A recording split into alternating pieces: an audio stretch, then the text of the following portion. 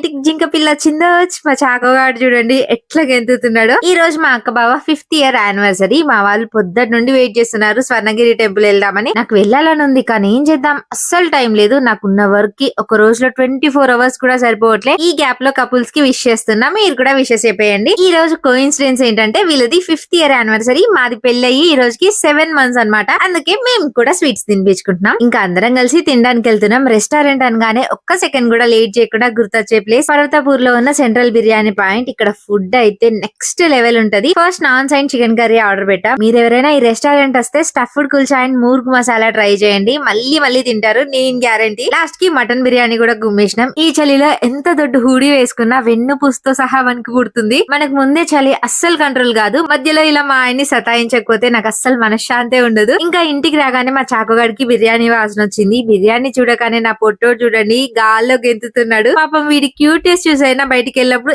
ఏదో ఒకటి తెస్తూనే ఉంటా. వీడి క్యూట్నెస్ కోసం మీరు కూడా ఒక లైక్ చేసుకోండి.